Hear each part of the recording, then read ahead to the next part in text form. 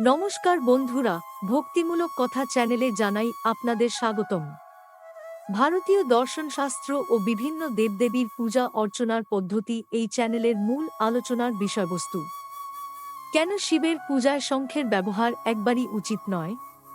প্রচলিত ধারণা অনুযায়ী যেখানে শঙ্খ থাকে সেখানে লক্ষ্মী বাস হয়।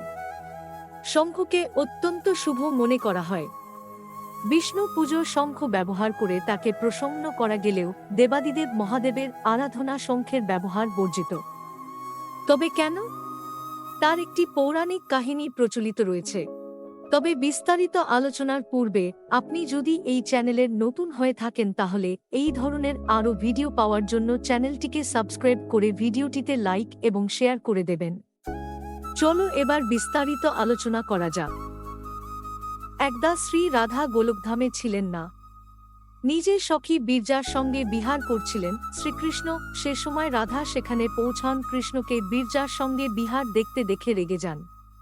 ক্রোধবশত রাধিকা বীরজার উদ্দেশ্যে এমন কিছু শব্দ ব্যবহার করেন যা শুনে বীরজা লজ্জিত হয়ে পড়েন। তারপর লজ্জাবশত নদীর রূপ ধারণ করে প্রবাহিত হতে শুরু করেন বীরজা। রাধার নিষ্ঠুর শব্দ শুনে কৃষ্ণের বন্ধু সুদামাও কষ্ট পান। ক্ষোভে তিনি রাধার সঙ্গে উচ্চস্বরে কথা বলেন।